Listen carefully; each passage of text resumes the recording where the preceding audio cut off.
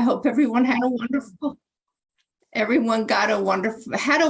weekend, and we've randomly selected dates so that all our sessions could be on different times, and hopefully people could join us. So welcome again, and this is our fourth summer workshop, and we're really excited today to have Dr. Dana Childress with us. And her work speaks for itself, and we are so excited that she's going to be on board now as one of our work group, one of our consultants to help you all as you move forward with your action plans. And so Dana is going to help you to talk to us today about building partnerships, which is the fourth evidence-based practice that we've presented at the summit. And so Dana, I think you can just take it away. I want to thank all of you again, Dr. Yeager, Angie, for being here with us today, and have a wonderful session. All right, thank you. Hi, everybody. I am delighted to be here. It looks like the bells have calmed down just a bit, so I'm going to go ahead and share my screen. Give me just a second to get that back up. Here we go. So I am really happy to be here and happy to have the opportunity to join you guys in the work that you're doing around building a pre-service pipeline, about retention and recruitment.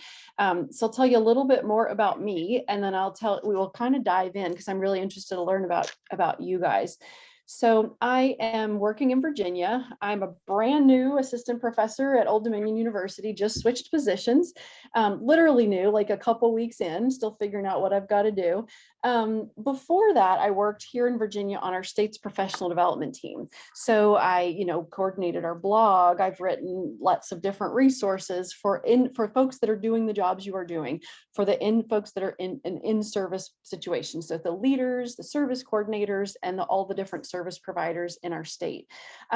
Before that, I worked in direct service for about 15 years. And during that time, I was a service coordinator, and I was usually in a blended role. I was a service coordinator and what you guys call an early intervention specialist. In Virginia, we call them, we make up a lot of our own terminology in Virginia. We call them developmental service providers.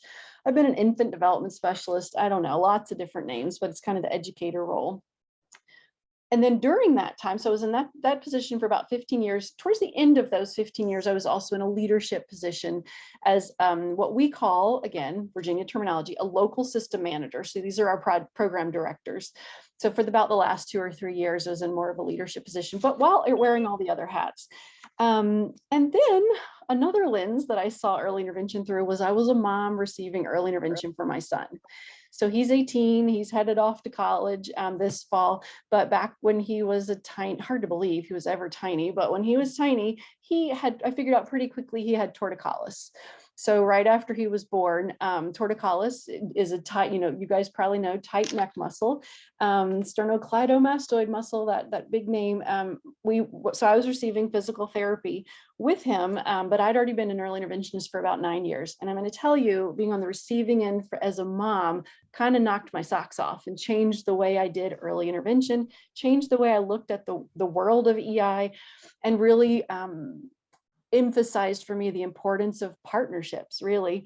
So for that situation, partnerships between the parent and the service providers and the service coordinator, and how the leaders facilitate that, and how important it is to have highly qualified workforce. Like, it's all connected. So building this pre-service pipeline that you guys are here today to be thinking about is so important at all of those different levels.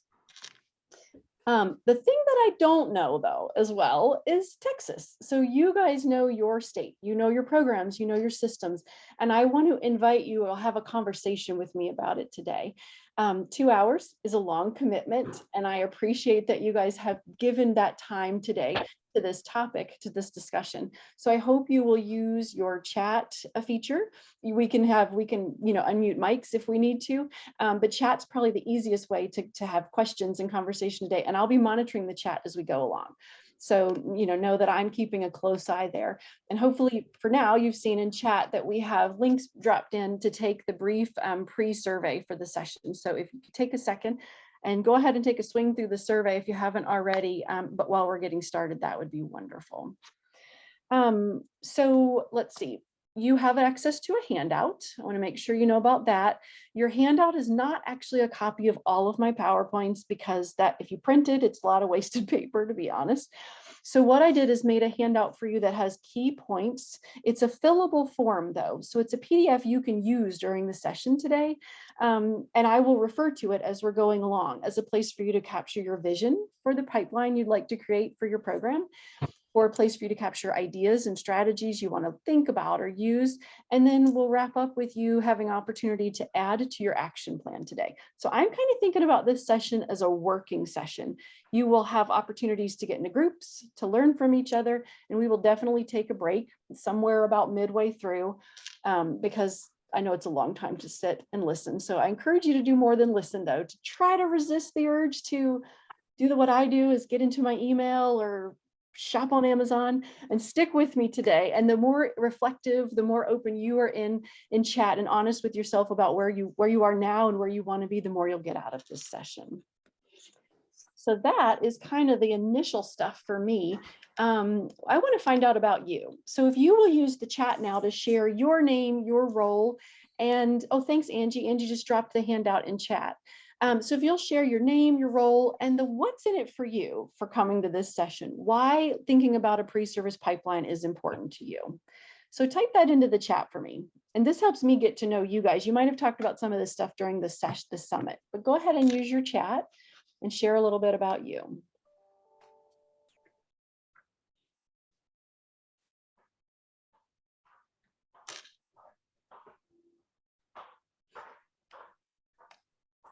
So I'm just going to pause to give you a chance to write in the chat. If you guys need any help accessing chat, you just hover your cursor at the bottom of your screen. You'll see a black bar appear. When that bar appears, you'll be able to access the chat. It looks like a little chat button, and then you can share your information. And Zeta gets us started. She's in San Antonio. Awesome. Joanne, oh, Joanne, you're going to have to let me know what that acronym means. All the states have different acronyms. She's excited to learn strategies on connecting with universities. Awesome. We're going to spend a lot of time, Joanne, talking about that, about university connections and how a lot of the strategies we think about around university connections apply to building other connections as well. Good morning, Selena. She's here. She's an ECI of MetroCare in Dallas, just open to learning anything new for her toolbox. She won't be able to participate in the full event this morning. Well, I'm glad you're here and you made time for whatever you could be here for, Selena. Crystal's here, excited to learn about connections with communities. Laura's here, find out better ways to have a network. Yeah, to build that network. Oh, thank you, Joanne. Program Administrator for Quality Improvement. That's probably is an acronym that we use here. And Robin is here, connect with universities to gain potential personnel. Yeah, that's so important. Tiffany is here. Fantastic, Tiffany. I'm glad you're here too. So starting to think about like the what's in it for you is really important, because you often come to these kinds of sessions like, I need tools, I need ideas, and hopefully you will end today with tools and ideas for your toolbox, like we said before. But I want you to really be thinking about looking for specific strategies that you can use. I'm going to get specific as we go through the day, so I hope you'll pull some really specific ideas for that action plan. Let's see, Raquel is here, looking forward to learning, find excited new grads for recruitment. Yeah, the excited part is important. And Sandra is here to learn more about connecting with universities and the other community partners. Fantastic. All right, let me just make my chat a little bit bigger so I can follow you guys. And hi, Veronica. Learn tools about increasing community awareness about ECI. Yeah, that goes hand in hand, right? You know, Veronica, when I started in early intervention, I just graduated from my undergraduate degree. I was a psychology major and a non-special ed teaching minor. I thought I was going to work with adults with disabilities. And I stumbled across an ad for an early intervention position. And I thought, I don't know that much about babies, but I know a lot about families. I know a lot about, special education strategies, and somehow I got hired. And I'm so glad I did, because I'm still there. I'm still here, and it's like 27 years later. So we need people, we need our potential students and people in the community to know about early intervention as early and as often as possible. So I'm glad you're here for that too. So next, what we're going to do is I want a sense of where you are in Texas. So you guys can probably look. I do know, Veronica, where El Paso is, but I'm not so great at geography, even in my own state. So we're going to show you a map. This is a map Rachel provided to me from your state office that has your early childhood intervention regions and some of the universities that you guys have letters of collaboration with. So we're going to use your annotation tool, and I'm going to have you guys drop a stamp on the slide to show me where you are. So I'm going to walk you through it. So you're going to hover your cursor at the top of your screen where it says view options. Click on that view options. There's a little downward caret and look for the word annotate or annotation. Click on annotation or annotate. You'll see a toolbar open up, and in that toolbar, you'll have a stamp option. You also can do arrows. You can use any of the tools. Then you click on that little stamp you want to use, move your cursor down to the screen. Here, I'll use one too so you can see what I'm talking about. So we're going to click on stamp. I'm going to click star, and then you can drop your stamp anywhere you want on this screen. So I just dropped the star outside of Texas since I'm over here in Virginia. So folks are starting to do that. If you have any trouble with stamp, just put it in chat. You always have chat as your backup. So it looks like we have several people up in Dallas, North Texas area. Someone near Texas State University, University of Texas at Austin, some folks in Houston. Oh, down in really in the southern part of the state. I'll tell you guys my connection to Texas. I've been there once to Dallas for a conference, and I did what people do when they come. I went to the JFK Museum. That was interesting. I see some folks in El Paso. And my sister-in-law lives in Texas, and I don't exactly know where. She's somewhere south of Fort Worth in Weatherford. So you guys might know where that is on the map, but it's a beautiful area and I'd love to come. So this is really helpful. This gives me an idea. You guys are spread out across the state, right? Let me move. Oh, go ahead. Does somebody else unmute? No. Okay. I thought I heard someone. So I know that Texas has really rural areas like Virginia does, really urban areas, and sometimes that can make a difference on some of these partnerships. So wherever you are, just be listening for those strategies that can help you. I have worked in both rural and urban areas in early intervention. I've worked in rural. They were so rural that families would give me directions to their house and say, like, you remember where that barn burned down a couple of years ago? You're going to turn where the cow field is, which that's where I grew up. So I kind of understood those directions. Let's see, Rachel says, this version is missing UT Permian Basin. So that big blank spot now has at least one now. That's really good. I'm assuming around here, maybe. That's fantastic. And thanks, Susan, these are great graphics. Well, thank you guys for doing that. We're going to use this map again a little bit later. Thanks, Sandra. She's added hers up in Texas as well. I'm going to clear the screen. So you're going to see all your stars disappear a little bit, and we are going to keep going. So that's really helpful, you guys, for me to see where you are. So we have folks all over the state. Oops. The other thing you need to do is what I didn't do is X out of your toolbar. So you'll see a red X to the, let's see, the right in the toolbar of where you picked up your stamp tool. Be sure to X out of that, or you'll be doing like I did and just dropping stars all over the place the whole session. Okay, so let me show you our path ahead today. We're going to reflect on the current status of shortages and partnerships just a little bit, because I want to find out where you are. I really believe in your reflection is really important today. Then I'm going to share with you some findings around some work that we did in Virginia. We worked with focus groups of folks like you guys, of program directors, contractors, to find out about the collaborations between them and university faculty. So I'll share some insights from that work. And then we're going to walk through key components of building partnerships when you're thinking about any kind of collaborations, pre-service, whether it's university or other community partnerships. We'll talk about relationships, communication, which are so intertwined, logistics, and then collaboration is kind of our big picture. And my goal for you is to add specific strategies to your action plans today. So that's kind of where we're headed. I'm going to actually pull up a poll next, because we're going to start off by thinking about shortages, which is an absolutely real situation, not only I here in Texas, but across the field. So I'm going to launch a poll. So you should see the poll on your screen now. In which disciplines have you experienced shortages lately? And you can check all that apply. So let me know where your shortages have been. If there's a discipline that's not on here, you can share it in chat. I'll give you a little bit of time to get all your answers in.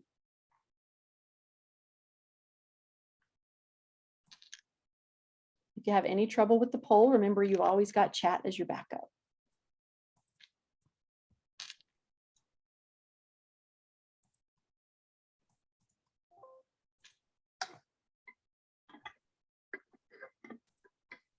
Okay, we got a few more people still answering, which is awesome.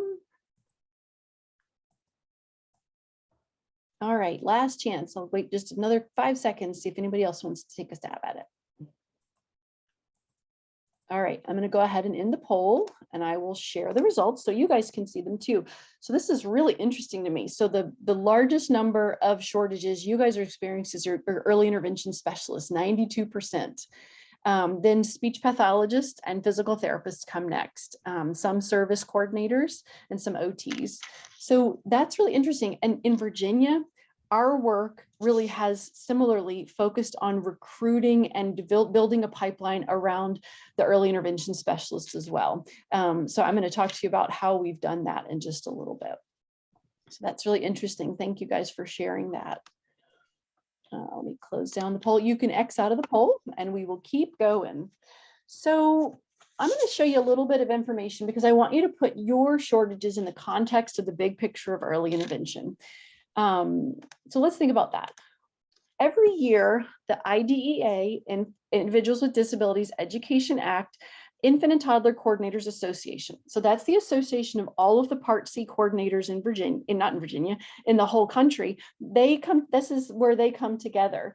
And every year they do an annual survey to gather feedback from the Part C coordinators. Let's see, Joanne says this probably relates to the number of staff we all usually have. We're usually heavier on EISs and service coordinators than SLPs. Yeah, that makes sense, Joanne, kind of where your shortages are or who you need, how your programs are set up. So when the Part C coordinators across all states and territories were asked, what was the most stressful factors for them? The folks that answered, which I believe was 51, they had 51 folks answer this question. 61% of those folks said lack of providers, 53% lack of staffing at the lead agency, knowing that some lead agencies might say have all the service coordinators there, and then they might contract out for their other therapies. That's how it works sometimes in Virginia. States do it differently. You guys, it sounds like you're set up differently, but both of these components indicate shortages and how stressful they are. So tell me into the chat, what is stressful for you when you think about retention and recruitment? What are your stress points around those kinds of things? You've mentioned that you have you need early intervention specialists, but what else? What else is challenging around recruitment and retention for you? What other challenges have you faced? Is it drawing them in? Is it, when you think about working with the universities, what's the challenge there? Is it even reaching the universities? Just tell me more about what challenges brought you here today.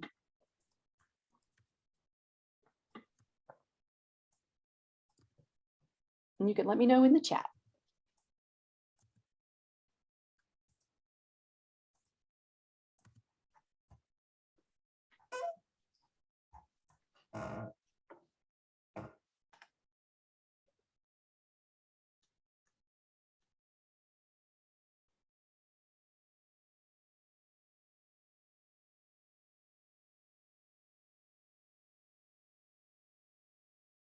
So Crystal says, finding applicants and having a steady pool of resumes to review. Yeah, Crystal, that's definitely a reality.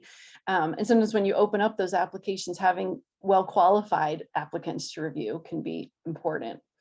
So Joanne says recruiting LPHAs and EISs, so that recruitment piece. And also hiring people and then they leave quickly. Yeah, I know one program near me, Joanne, in Virginia, that they're having a really hard time retaining service coordinators. They come in and they just go. Seems like a lot of people are looking for a job, but they get then they get accepted into a master's program or they move away. So some different components for the reasons why. Finding qualified staff to interview and hire in order to help the remaining staff from becoming overwhelmed. Zeta, that's a real issue, that high caseloads, overwhelmed, because that creates contributes to your retention, right? Why people are leaving when they're overwhelmed. Selena said it's compensation and benefits. You're competing with a large ISD who pays more and gives more time off. Yeah, benefits are a big deal. Yeah, for sure. Christy says lack of providers hurts morale. And other staff have to take on more caseloads, work around shortages. Yeah, and you're often doing your best you can to get this, to make sure families have the services they need. That hit to morale is real. Robin says finding EISs who meet the educational criteria. Yeah. And Veronica finds it challenging for providers for our programs who've been finding PTs and SLPs. So some of the challenges are specific to the disciplines, some which could all be related, right? And some are specific to just retention. Yeah, it's a lot of things mixed in there, right? A lot of reasons for those challenges. So I hear you. Those are the things you guys are listing are definitely things I've heard of in my state as well. So this is what the Part C coordinators also shared with us, which I thought was really interesting. So for this question, 46 out of 47 states responded, and almost all of them, 98% said, yes, we have shortages in our state. For the 2021 survey, the top shortages were actually physical therapists, speech pathologists, OTs, and special educators. 82% were of states were, and 80% were PTs and SLPs. Often on the past tipping point surveys, the speech pathologists typically come up to number one. So I was interested to see that the physical therapist came up this time. But just like you guys said, it's interesting on the tipping point survey across the nation, the special educators is not one of the top three, but it's still pretty far up there, right? Way more than half of the states are struggling there. One of the reasons for a struggle with special educators, early intervention specialists, is every state has different qualifications for who can be in that role. And actually, even when we look at university programs funneling folks in for all of these disciplines, early intervention is such a tiny little specialty, you guys, such a narrow little window that finding folks who are qualified, who actually have had the training to provide early intervention can be challenging. I mean, our therapists they're trained at a lifespan, like birth to death approach. So pediatrics can be a very small, tiny bit, and then early intervention is even smaller. So that's really where those partnerships come in, because we attract people and then we really got to support them in staying and having the training they need. So another one here, what I wanted to know was which universities you're collaborating. Those of you that have university collaborations now, which universities are you actively collaborating with? And you can use the same tool you used before, your annotation tool, to drop a heart or a star or check mark. Which universities here are you already collaborating with? If a university is not on here that you're collaborating with, just type it into the chat. So Texas Women's University, University of North Texas, University of Texas at Dallas, Texas State. Okay. And then Christine as the UT Permian Basin, which was missing from here. Let me move my boxes around to see if I'm missing anything else. Okay.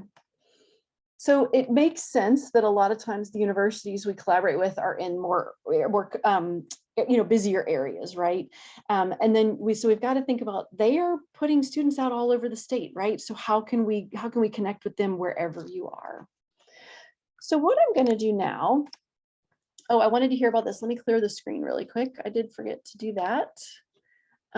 Clear the drawings. So now what I want you guys to put into the chat, this is whether you have university connections or not, but what other community connections come to mind when you think about that pre-service pipeline for attracting folks to work in your programs? What other community connections have you already made, or do you think, oh, I could really reach out to that program? So give me an idea of what other connections are on your mind when you think retention, recruitment, and retention. Let me know in the chat.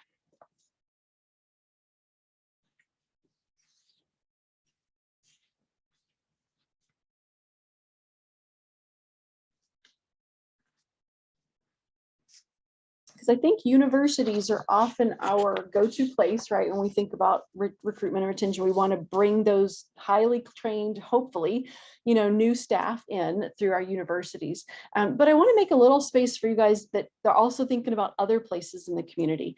I can tell you in Virginia, I've heard folks really more like building partnerships around a shared value of a high quality workforce and having folks available to work with children and families. So we have programs that have really worked worked to build relationships with our hospital-based programs, whether they're inpatient, outpatient therapies, with our NICUs, neonatal intensive care units, who also have educators. I don't know if they call them early intervention specialists in your NICUs. They tend to be called by other names here, some other kind of a special educator or parent educator. But they'll build relationships there.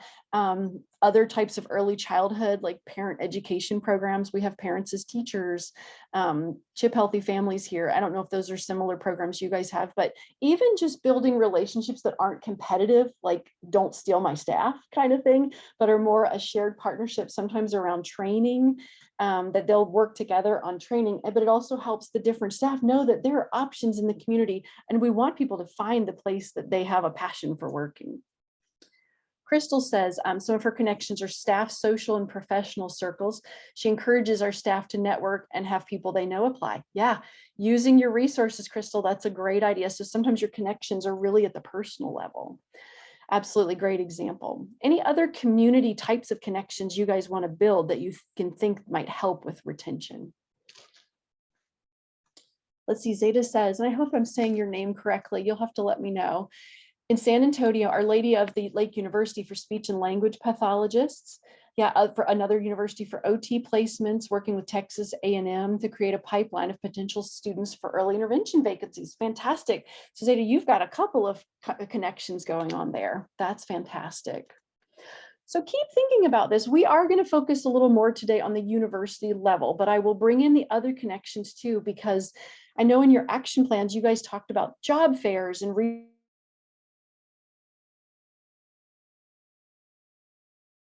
community where we can set these pipelines up. All right. So what I'm going to have you do now is I'm going to ask for help. We're going to send you guys into some breakout rooms. And I want you to spend a little time in your breakout rooms just thinking about what is happening now. How do you collaborate with universities now? And what's worked well when collaborating with community partners, whether they're university partners or other community partners, when you're trying to attract new staff.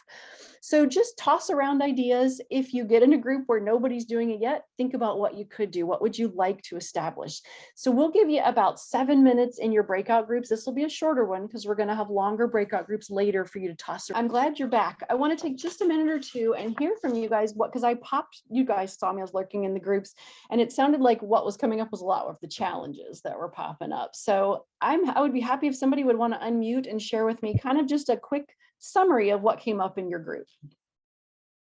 If you want, I can speak up for my group. I was voted in the speaker. But, yeah, go ahead. I mean, one of the things that seems to work is that there's a point of contact, right? But oftentimes it's a faculty member who has an interest or has an internship, leads an internship course, and they reach out for providing, seeking internships for their students, whether it's PTOT, SLP, or even the EIS now with, just a point of contact. But that's often complicated because it's for one particular field, but not for all of them. So how do you negotiate or find that one person that can really reach out to all programs?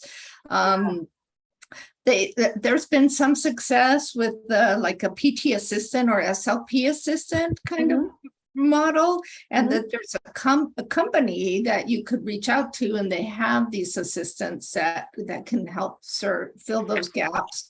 But it takes a lot of time out of for example, the speech therapist. It has to be the oversee a couple other people.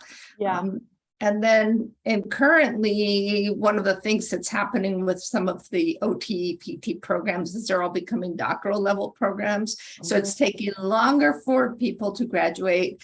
And it's also putting some stress on the system that, you have different career paths. And so you might have had an undergraduate OT, and now you have master's, and now you're going to have a PhD, which is really going to, the salary rates are going to be much higher for them. Right. Yeah, for sure. And salaries and I know in Virginia, we bill for everything. And so billing and reimbursement rates are always an issue for the amount of time people put into the work, and the reimbursement rates are often not adequate. Well, thanks, Beverly. I appreciate that. So what else came up for other groups? Somebody else unmute and let me know if you had some different things come up in your group, or if it was very similar. You can just let me know that too. So the one challenge that came up in our group as far as having students from the university is having the staff to be able to be available to do the internship with the student. Yeah. So especially with EISs, Crystal was saying at their agency, they lower their productivity a little to give them that extra room to take on that student. Okay. This past year, I used some of the retention grant to give a little stipend to everybody who took on a student or a CFY. Okay. And, you know, made other staff aware of that, hoping that that may motivate other staff. But it's hard, especially right now with EISs, when you're so short of staff, to even being able to lower their caseload a little. And our priority is to try to get our newer staff trained and up and running. Yes. So yeah, it's a little bit of catch-22. Like you want them is. to come in, but your people are already really busy, and it is more work to take on that student. Yeah. I think that's a really creative idea, though, to offering some incentives for them to be able to do that and lowering their productivity. That's really a functional way of looking at that. Like, how can we give them a little more space to take on that role? It's great, but it's having the funding to maintain to be able to do that is the issue. Good point. So, and then Lauren had a great idea about speaking at universities, going in and talking to the classes, and while you're speaking, doing some recruiting. And we've had some success with that too. Good. And you know, there is nothing more powerful, I think, than students hearing from people who do the work, because you can read it in the books and you can talk about it in case studies, but it's a real benefit to have folks go to universities and do that kind of speaking, or even recording videos of home visits. We're going to talk about some of those kind of ideas later. And I'm new going into the full-time faculty world, but I can say trying building courses, because I have done some of that in the past and worked with other faculty. When you can work with faculty to help provide those kind of resources, like your staff is interested in coming to guest speaking, or you can help build like course materials like videos and things. That's a great way to have a mutual beneficial kind of I can help you with your work, and if we can work together, and it helps everybody, right? You're right. It helps the students be better prepared, and then you have that pipeline. So that's a great bunch of great ideas. Thanks, Joanne. Anybody else? The other group? Did you guys have anything else to add?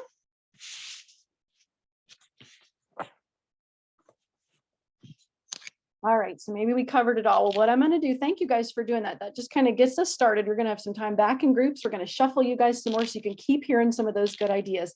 Christy says she is working with a PTA and a CODA, so she sent an email. And Zaida says she's not using the assistance at this time, but you know, that's okay. Depending on how things work in your state, if that's allowed. Virginia, we do that too.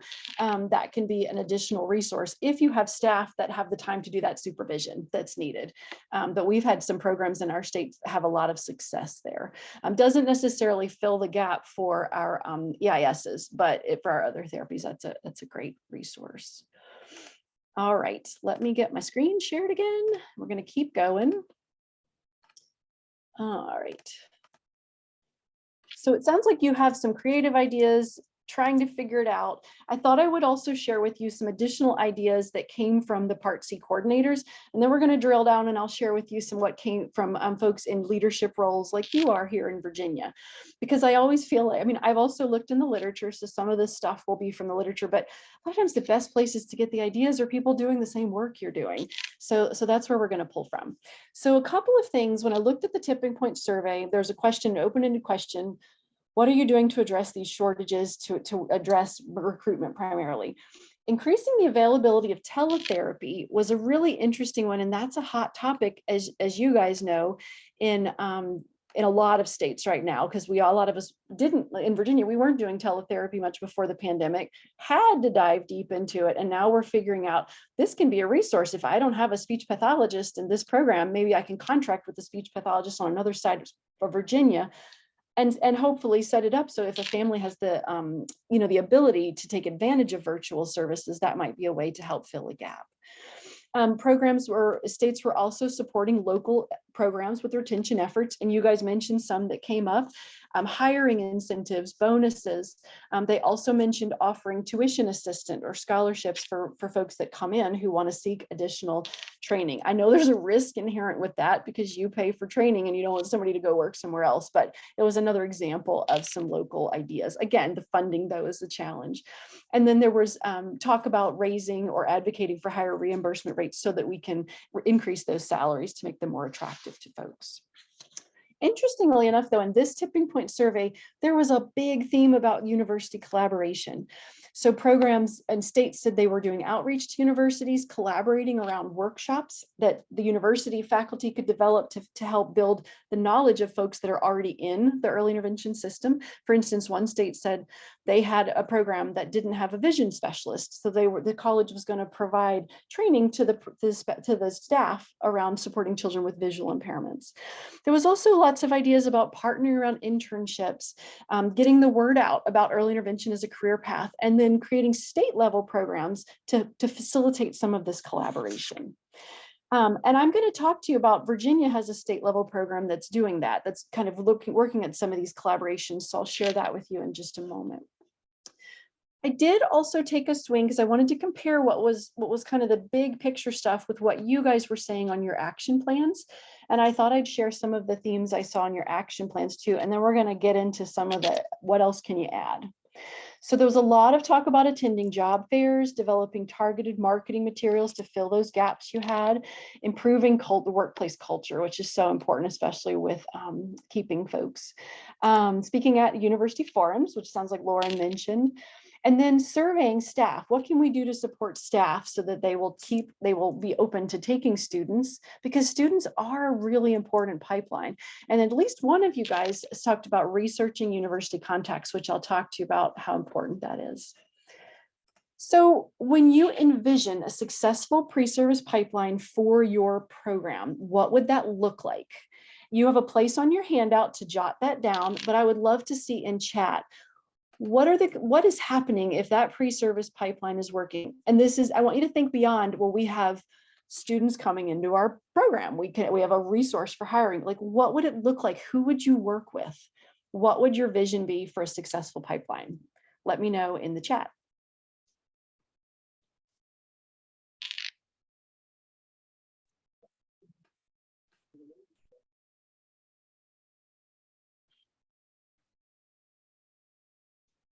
It's a great place to start with a vision when you're moving forward with an initiative. And when you have that vision, you can share it with others and kind of find out who has a shared vision and how can we work together. So give me some words that come to mind or phrases when you think about that successful pipeline. What would it look like?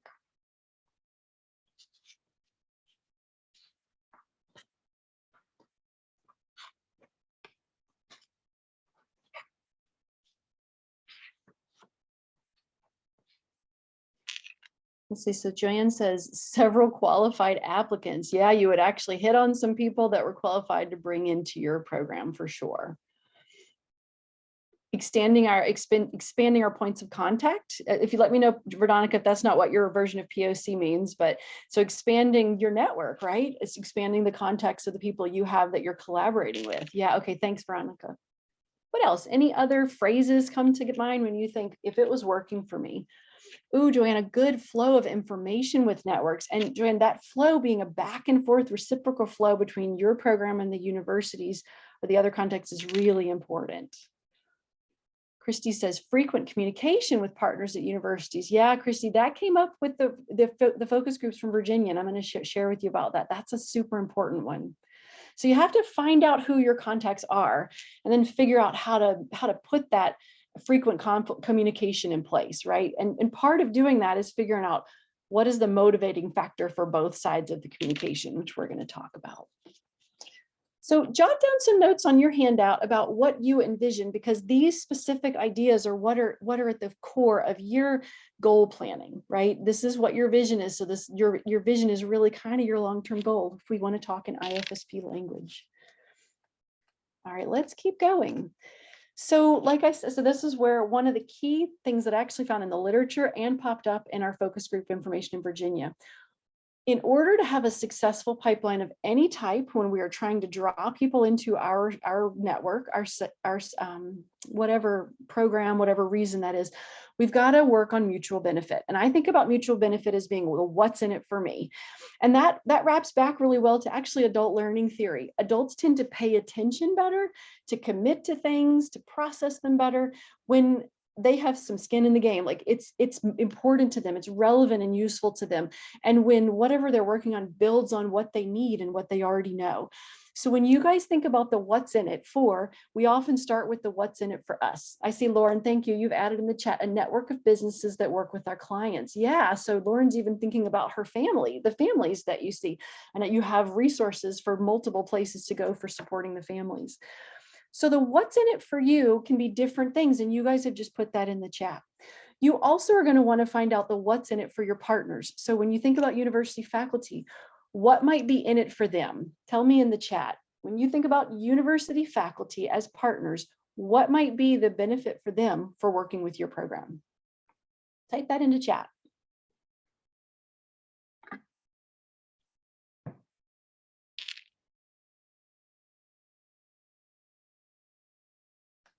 And this is not something we always know, right? And like we would have to find this out, but let's toss around some ideas. How might universities benefit from, yeah, Joanne nails it. We will hire their students. Yeah, oh, Zaida, great when presentation to students in classes. That's a huge benefit. What else comes to mind? Joanne says, yep, presenting in their classes, student internships. All of these are opportunities for students to get familiar with the real world of the job they're heading toward. And I have had students before that say, I didn't even know that early intervention existed. I want to do that. That's what we want to build, right? Lauren says intern job opportunities for their students and access to additional grants for the university. Great point. Lauren, that's really smart. When you get to the money part and grants, that's a great carrot to dangle, a great collaborative opportunity. So all of these tie into the what's in it for the students and potential new employees, right? And Joanne says, yeah, great excitement for Career Avenue. Robin said, we've had EISs return to schools to become SLPs. Yeah, so sometimes I have a colleague who started out as an EIS and went to school to become an OT, and she is a fantastic provider because she understands multiple roles of how we support families. So we want to be supportive of who's in our network. So we've got to find out what's important to them, and then we figure out how to partner and tap in, because usually what's in it for them benefits all of us. All right, let me get my slide. So this was interesting to me. I did a little work and I dug around to find out what is in it, what do faculty need? And the Early Childhood Personnel Center has a brief that I stumbled across, which was really interesting. And it was about core pre-service practices for faculty. And one of these has popped up in your chat already: rich field experiences, internships, student placements. We also need faculty that have high quality teaching methods, have effective clinical supervision, so they are supervising or someone is supervising the students in the field placements. And of course, really good coaching, great instructional practices, so students are making the link between their classwork, theory, and practice. We're going to focus for a little bit on the field experiences component next, because that is a great way to get your foot into the door.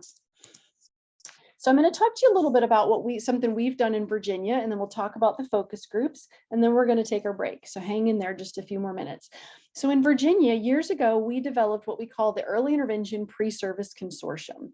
So I'm going to click on my link here, and I'm going to show you an infographic about the Pre-Service Consortium. Let me move a few things around so you can see it a little bit better. Hold on just a second. Okay, so we have a consortium that meets monthly, sometimes a little less often, but this consortium includes state level staff, state level early intervention staff, and representatives from 5 of our 6 universities in Virginia that have programs that would feed early intervention specialists. So they tend to be early childhood special education programs, maybe inclusive education programs. There's a 6th university that we just haven't had. I think they've had some turnover, so we haven't had success bringing that person to the table, but we're trying. So the purpose of this consortium is to meet mutually identified needs for a well-prepared workforce, right? That's what we're all in the game for. That you guys need that, faculty want that. We also, when we think about the how of this curricula or this consortium, we want to enhance pre-service training. So it is at a higher quality. And so the students are leaving the universities better prepared, because we were finding that sometimes students would come out and they had this much early intervention knowledge and skill. So we have worked with universities, and some have actually improved their content to where their classwork is half early intervention, half preschool special education. So their students are getting more EI content and better quality. We also wanted to work with universities and programs to build better collaboration. So there was better collaboration among faculty who are part of this workforce development, right? And then also between faculty and programs like yours.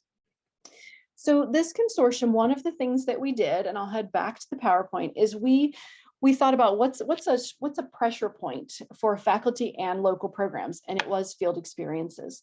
So we pulled together focus groups, and we decided we wanted to find out, the faculty kind of led this, but we wanted to find out in February 2021, what were local programs saying about their experiences of collaborating with universities, specifically related to field placements.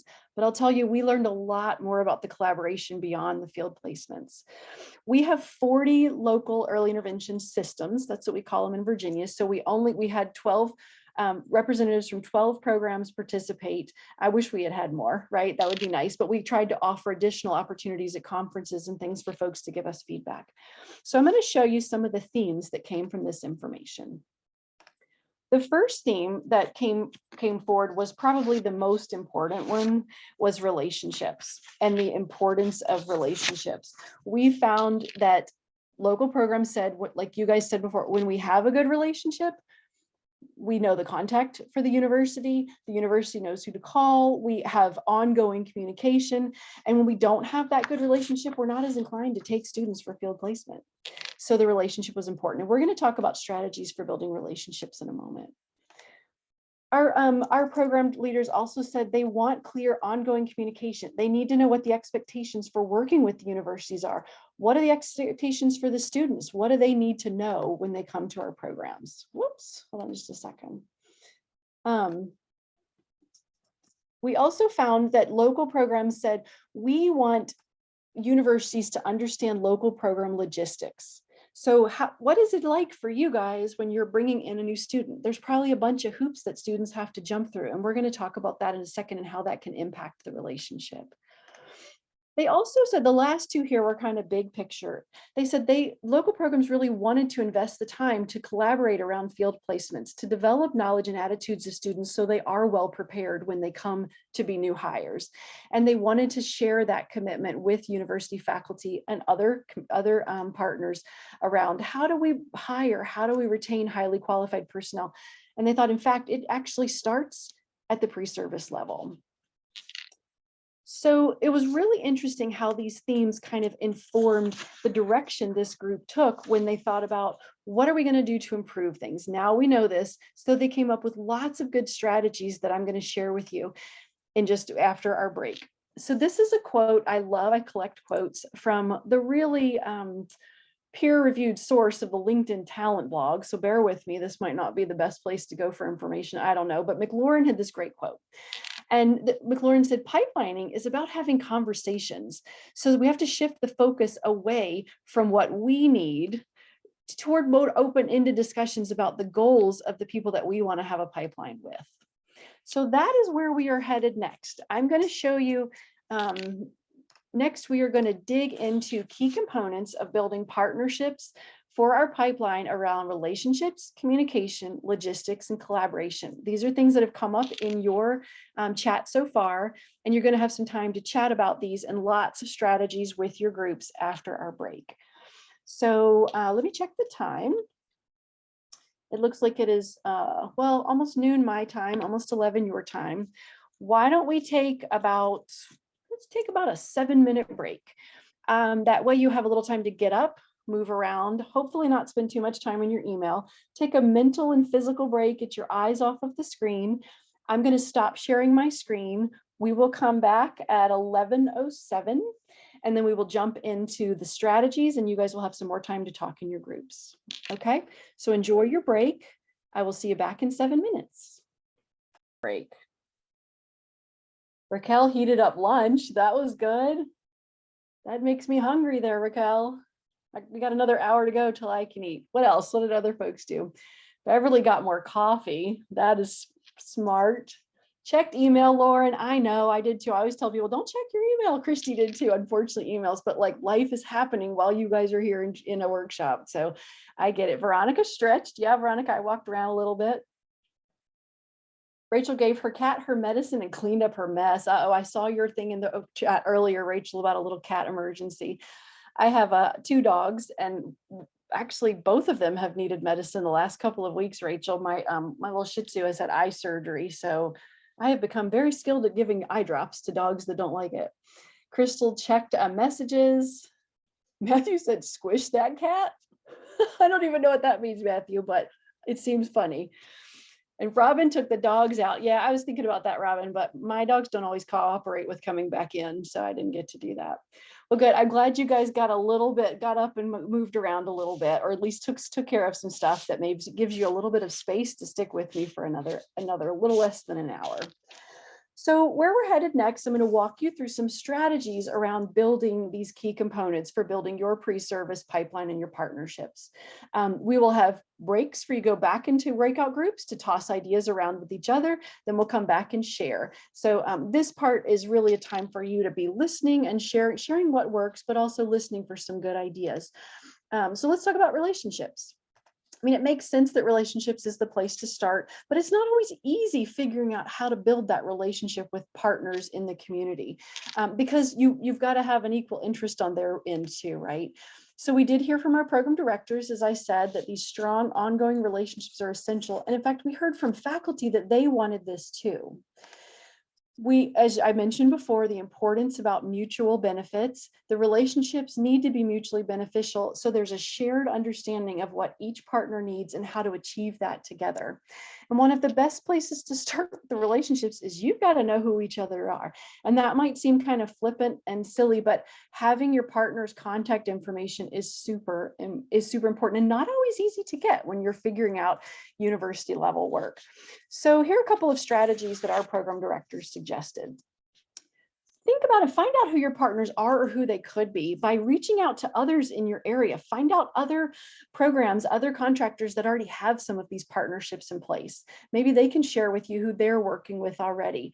Just, do that cold call, that cold email, and talk about why you want to work together. Reach out to folks in the university departments that you're interested in and invite them to the table. This actually seems like something that could be shared across you guys, because if a lot of you need EISs, then the contact person for each university for that role, we might not need 15 people reaching out to that person. Maybe there's some way to collaborate to kind of come together in some kind of shared document around who these partners could be. Another way to do that, once we find out who those folks are, you can certainly host a one-on-one virtual meeting. You can go old school and just do a phone call, or travel to the university or invite them to your program. But make that effort to meet face-to-face somehow. If you're thinking like, okay, I want to work with 5 different universities and I don't have time for 5 different meetings, see if it's possible if you can wrangle all the people together. We call it wrangling cats. That's sometimes a little crazy with schedules, but if you can get everybody together for one group meeting, one regional meeting, sometimes that can make it easier. Fewer meetings is always good, but to sort of start this partnership together. So you might want to work with other contractors in your area, or your region, to start pulling this together. There's all kinds of different ways to do it, but somebody's got to be the person to start it off. Inviting your partners, including faculty, to observe your program. Ask them if they want to tag along on some home visits one time. That can be a really great way to get things going. In a program that I worked with, we invited a pediatric neurologist one time to tag along on visits with us after meeting him, and he took us up on it. And it established this long-term relationship where he came out once a month with us on assessments and visits to see families. Like, he was so committed to the collaboration, it just opened up this door. So we had a doctor that would come along with us once a month to see families. It was pretty powerful. Another idea that came up is show interest in their programs. And by doing the things that have showed up in the chat, offering to do the guest speaking, find out what they need and think about how you can be a support there. You have a copy of all of these strategies on your handout. So know that you also have them. You can take a screenshot, whatever works for you, but you have them on your handout. So let me go right into communication, because relationships and communication are so intertwined. And then I'm going to give you a little time to chat with your group. So our program directors suggested that communication needs to be reciprocal. So that flow of information that somebody mentioned in chat, we want it to flow both ways. Oh, Angie, Joanne is asking if we can share the handout again in chat. If you don't mind doing that, that would be super helpful. Yes, I will do that. Thank you. And we want to set up on, so we want to think about setting this up as an ongoing communication, ongoing relationship, but also doing it in a way that doesn't put too much burden on both sides, right? So a monthly meeting might be too much for some folks, but checking in once or twice at the beginning of before each semester, maybe that's doable. That was something our program leaders said they would really like.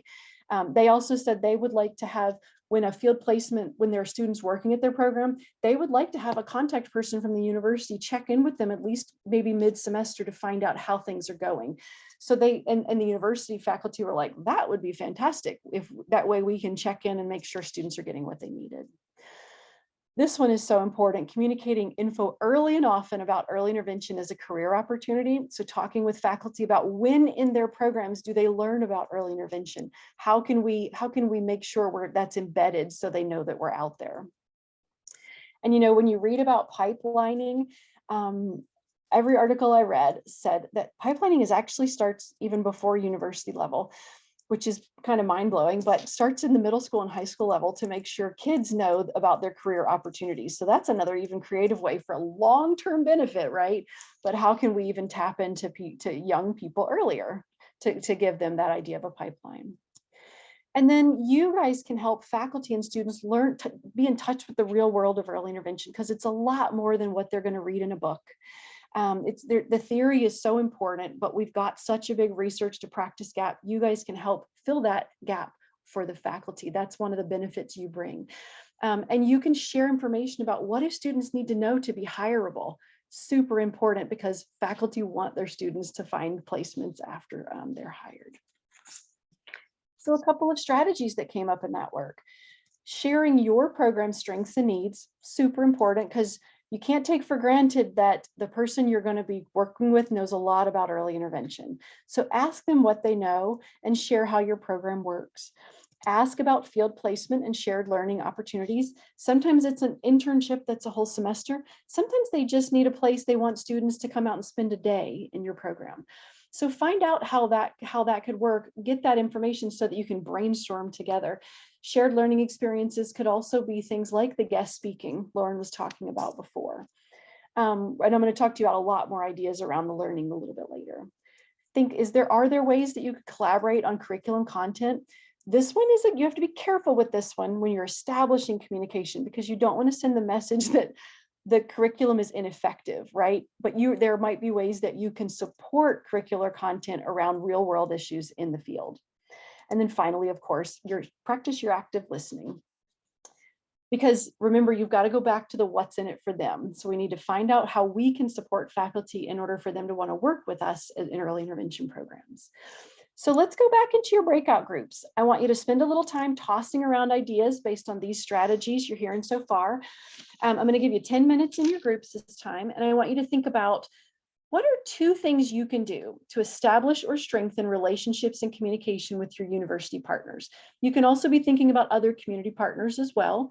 Think about what's working well and what could be improved. So 2 things you'd like to do to improve or establish those relationships.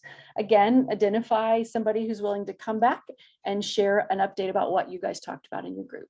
So it is, let's see, 11:16 where you are. We will come back at 11:26. No, is that right? Yeah, that's 10 minutes. All right, we'll see you soon.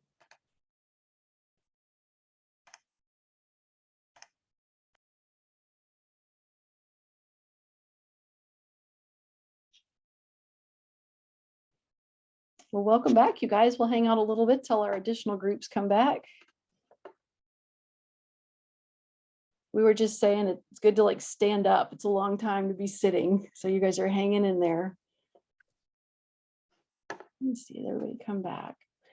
Well, welcome back, you guys. I'm going to leave us in the gallery view. I hope if you guys know how to do galleries, you can see everybody.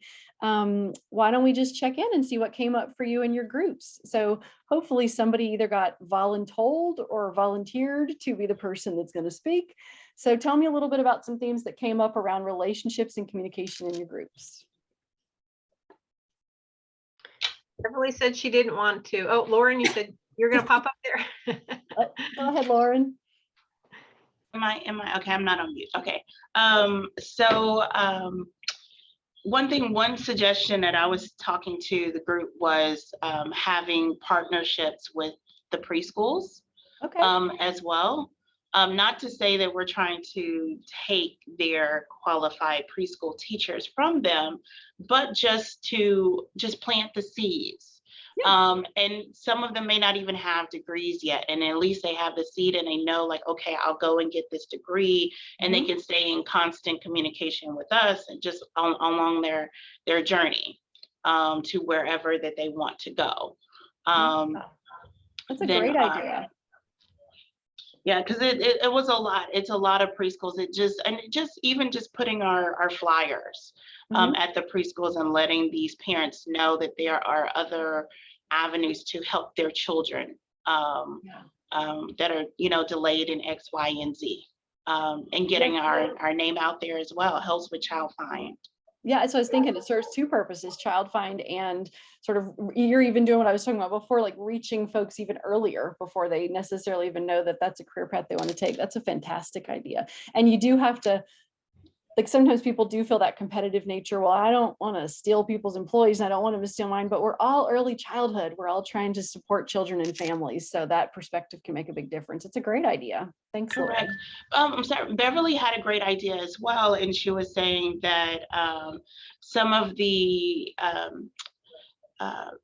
people who are going for like teacher certification or different tests and are not passing those tests to become a teacher, they're great educators, they're just maybe not great test takers. They can understand, they can learn of another avenue that they can take as well. And then also, like, my background is actually in the sciences, and I'm here. So not to only just focus on in the early childhood world, is kind of, you just never know.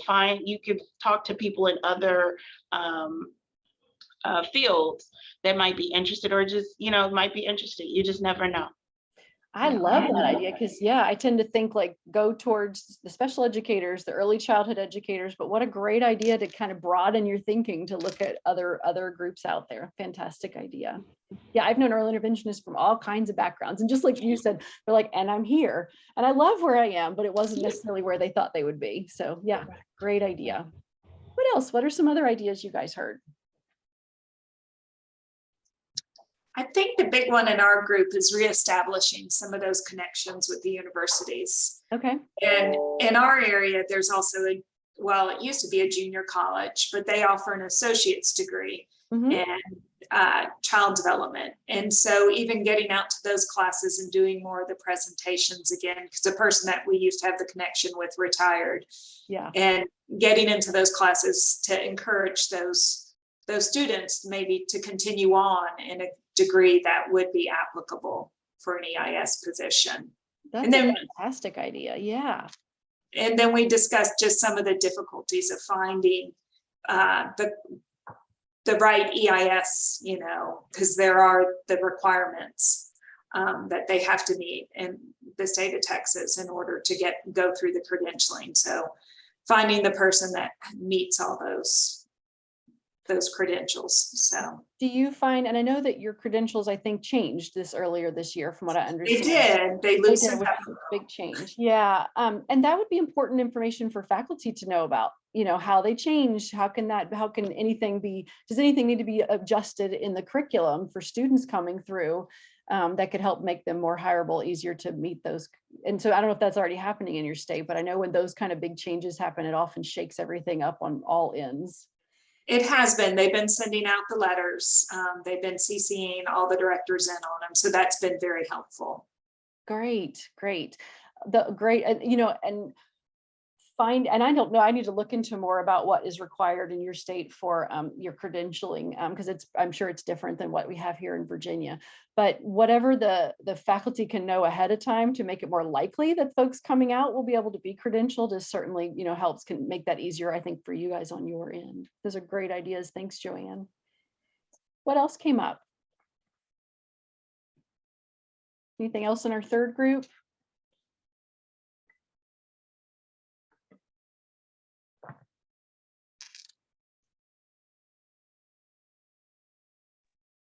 I'll jump in.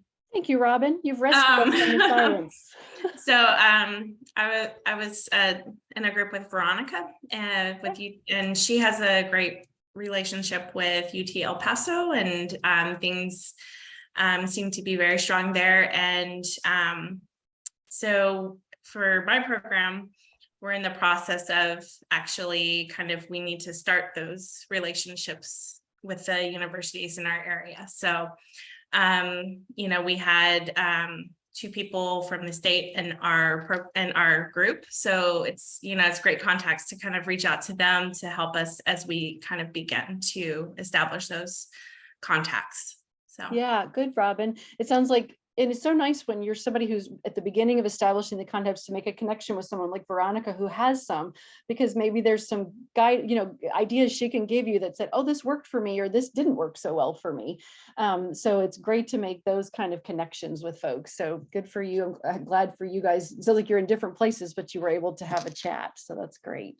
Veronica, what's worked for you with setting up those strong connections? How did that get into place? Has it just been something that's taken time to develop, or?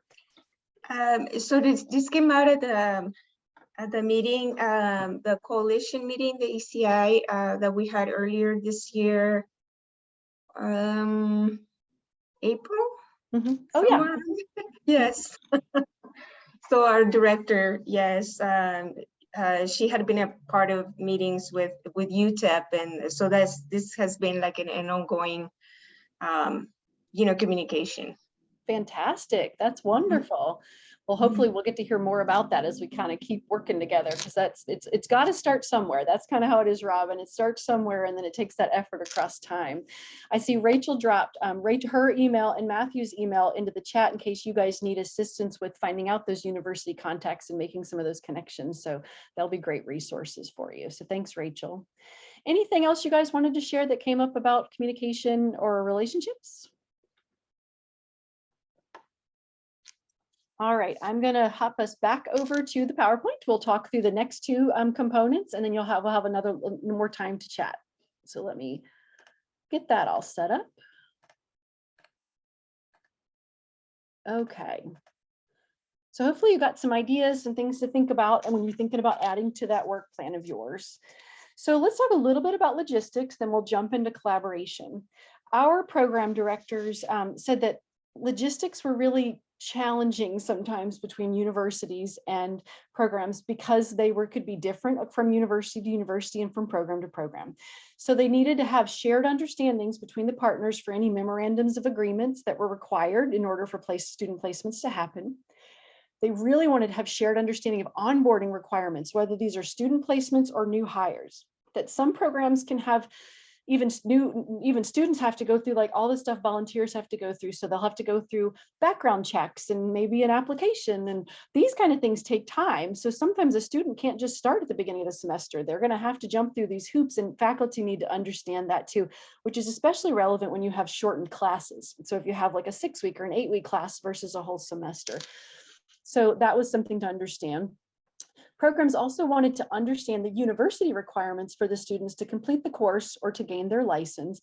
And then our program director said, like you guys said, it takes a lot of time and energy to facilitate a high quality placement. So we had to, there needs to be an understanding about how that time is spent and what the expectations are of how that time is spent, so what the students can have happen.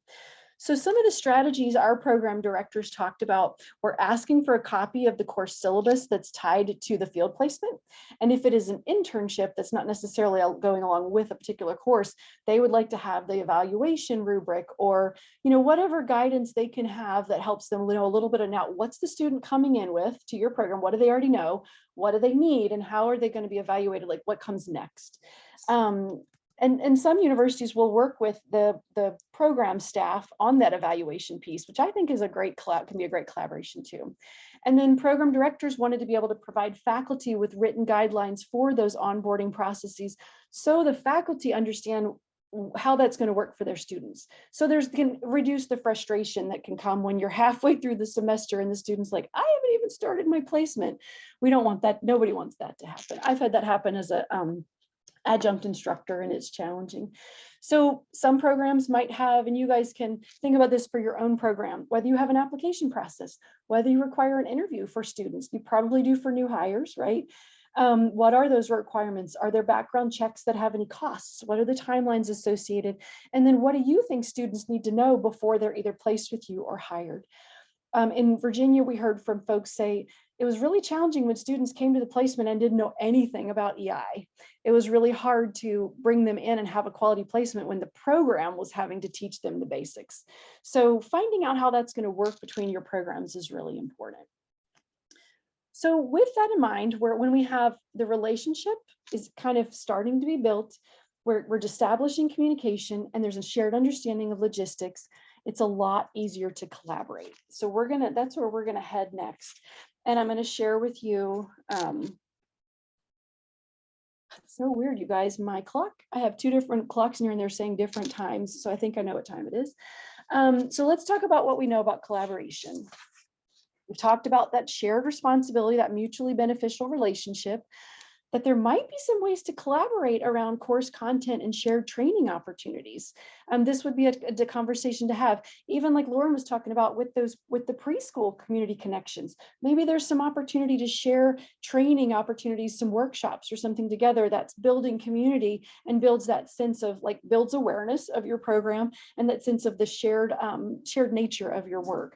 Similar for university faculty, whether it's undergraduate or graduate.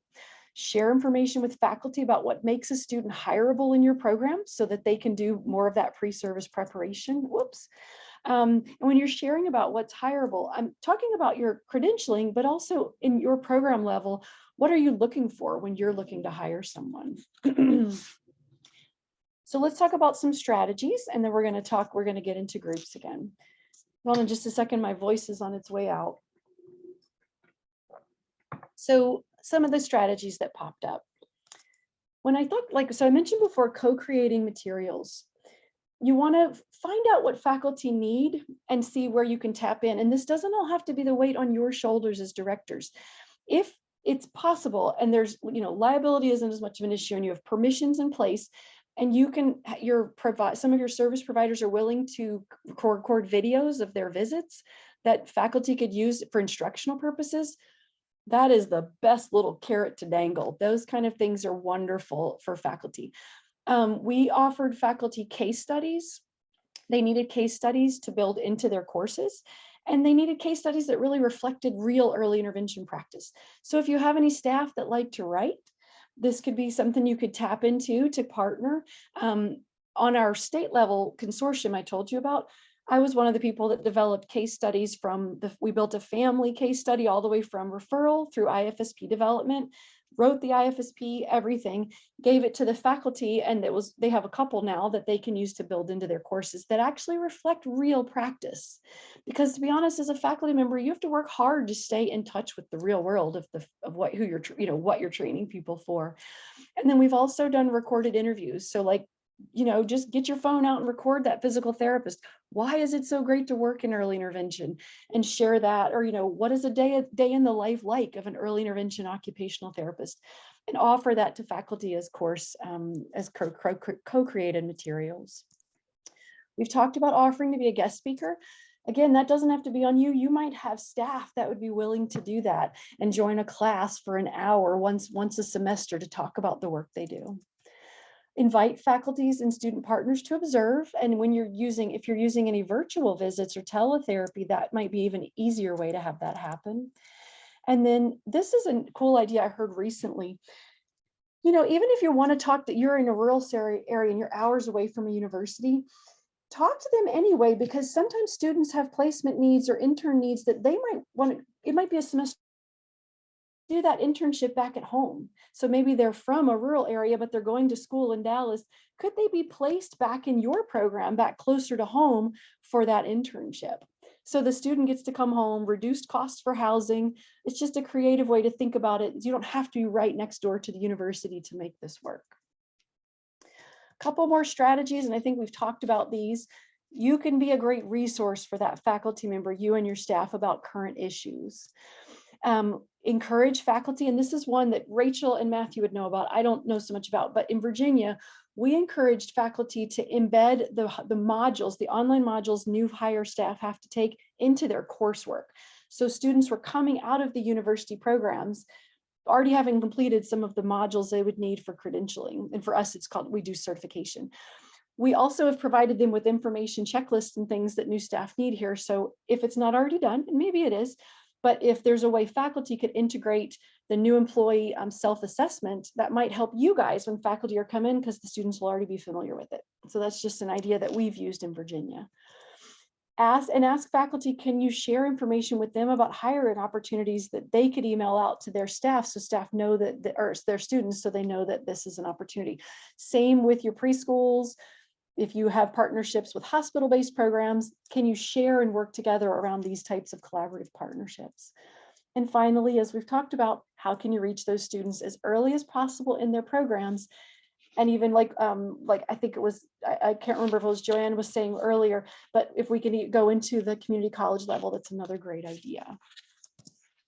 So I think I'm looking at our time, and I'm wondering if we could talk about collaborative opportunities for partnering with other universities, and we'll be our own breakout group.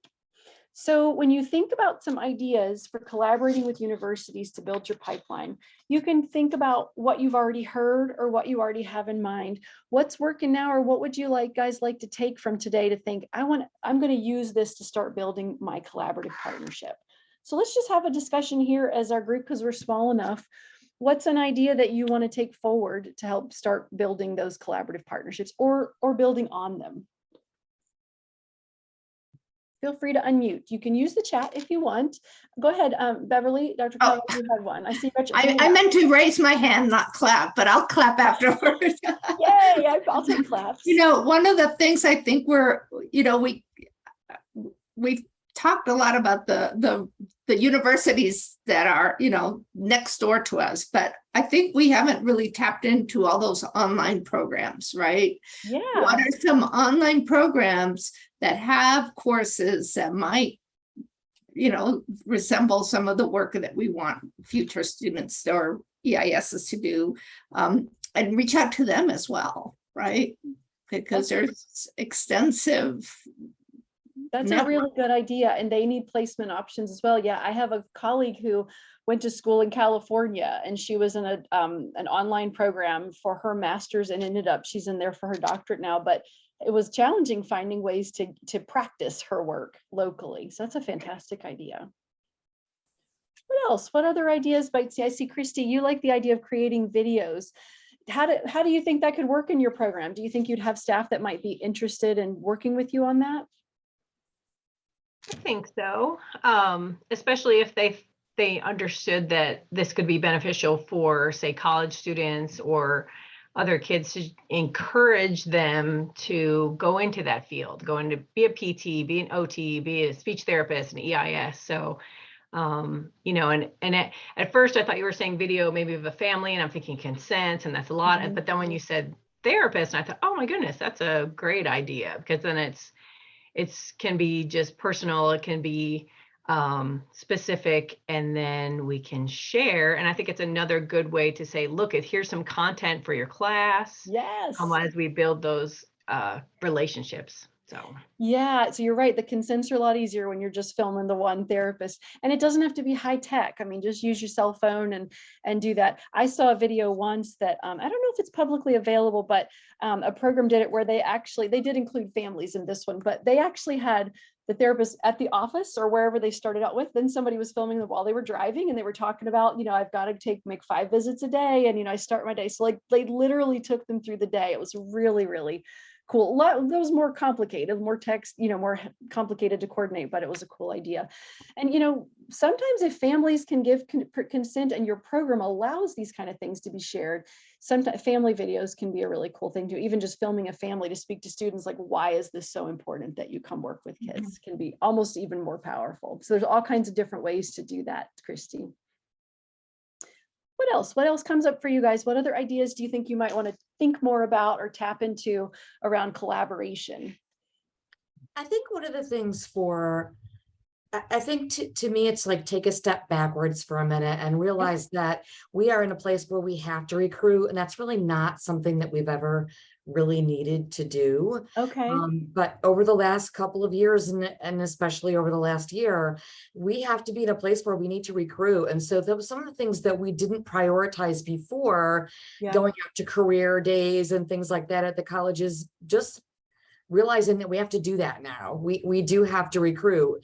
And so even brainstorming as a management team, how do we do that? It's not something that we've needed to do in the past. So how do we do that? And let's get 3 steps that we need to do right away. Connect with the deans of the career paths that we want to target in the universities that we want to target, that kind of thing, and get better at actually recruiting.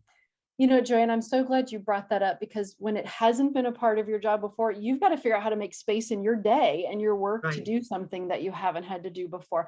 I love what you said about get like 3 steps specific, because that's the place to start, especially when it's big and it's something new, and it can be kind of overwhelming when you're also handling staff shortages and things like that.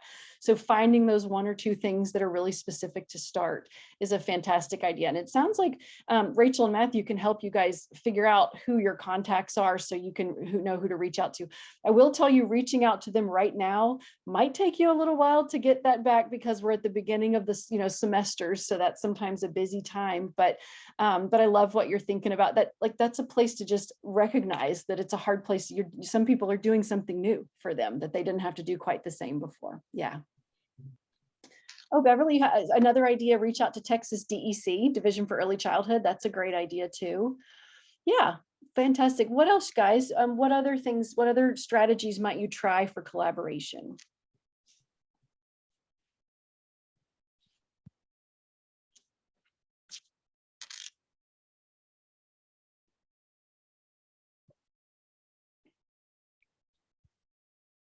And you're welcome to use the chat if that's easier too. It sounds like a lot of faces are looking like you're thinking, like we might need to think about this a little bit longer. Well, what I think I'm going to do next, I'm going to take us back to the PowerPoint, and I'm going to talk to you about your action plan. So your final steps, kind of like what we were talking about, Joanne, like the specific things you want to do. So this was just a little wrap up brainstorming. I want you to, we're going to, let me take us back there. And then we are going to wrap up with finding out what are those 2 or 3 things that you want to do at least. And for Joanne, it might even be like, okay, my first thing is reach out to my management team to see what they're doing. So it might be that before you're going to say, I'm going to call, Texas A&M or whatever. So when you're thinking about your action planning, I want you to think, and you have an action plan in place. So today I wanted to add some tools to your toolbox, give you some additional ideas, things to percolate on, so that you can think about what are your next steps to really make this real. So remember the mutually beneficial relationship and how important that is. And so think about, what do I need to know? So you want to ask yourself, what do I need to know? Like, what do I need to know in my agency for how this works or how it could work? What do I need to know about who I can reach out to, how I could reach out to them? So what do you need to know? So that's a great place to start sometimes. And sometimes that place to start is, I got to figure out who my contact people are. Who do I want to connect with? And know that I don't think that you guys need to necessarily be alone on the connecting with people. I think you've got resources in Rachel and Matthew.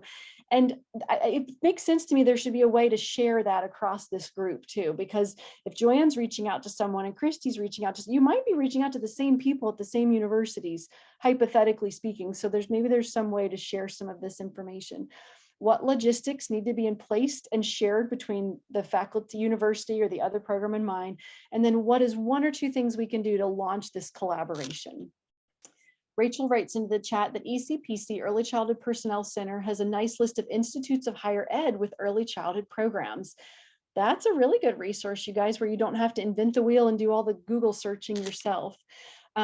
She said they have collaborations with some of these, but there are many four-year institutions and community colleges we haven't connected with yet. So think creatively there. So what I'm going to do, let me check both of my clocks because they're both different. Let me give you guys a few minutes just individually. I'm going to be quiet and I want you to jot down what are those 2 or 3 specific steps you're going to do next.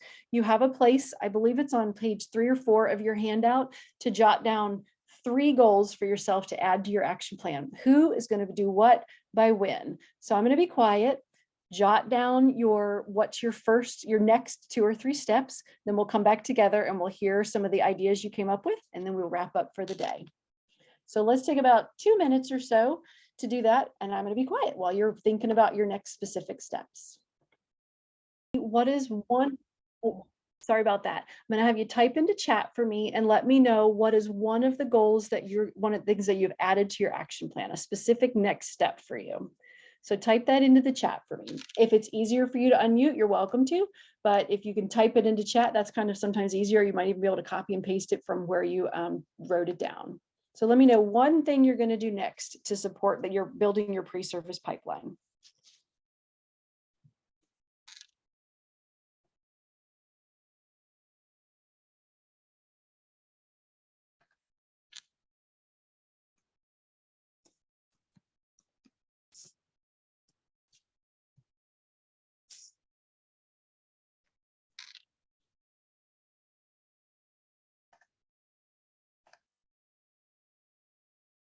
We're in the home stretch, you guys. You got 5 more minutes. You can make it.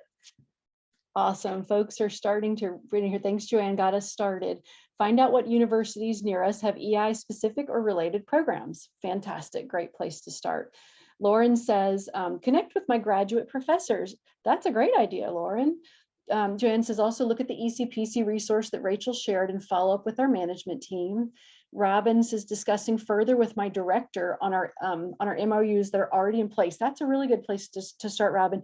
You also want to find out how long do your MOUs last? When do they expire, and what system is in place for getting them re-upped or whatever, because we've had some of those hiccups in Virginia too.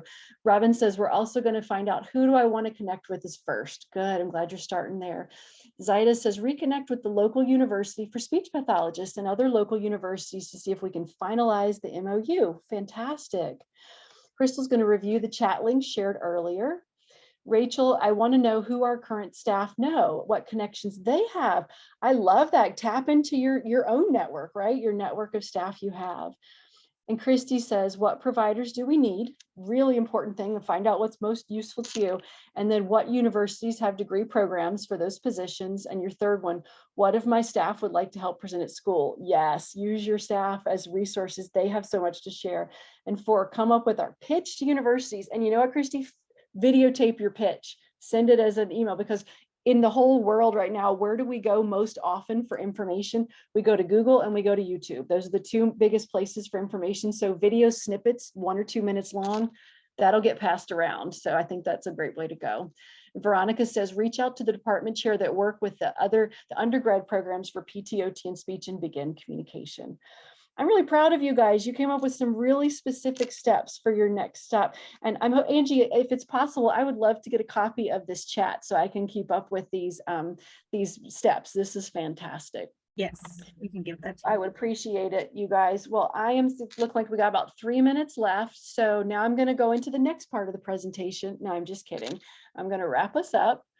This is just a quote I like. I collect quotes. This is from Picasso, so I love his work too. Our goals can be reached only through the vehicle of a plan, and you guys are creating that plan. But then we have to vehemently or fervently believe and vigorously act on our plan. So you guys have started that process. You're in the process of getting that, doing your actions, and it really starts with these kind of specific steps. So that is it for us today, you guys. Here's my contact information. If you want to reach out to me after today to toss around some ideas, say you try something and it doesn't work, we can come up with another idea. I'm happy to be there for you. We also have the chat, the post survey link is in chat. So please make sure you complete that before you sign off today. And that is it for me. I'm going to turn it back over to Dr. Calvo so she can wrap us up. Well, thank you so much, Dana. This was wonderful. A lot of food for thought for me as well. So thank Good. you. And I love the conversation and just getting to hear what everyone is, what your challenges are, and then just how we can help support you as we continue.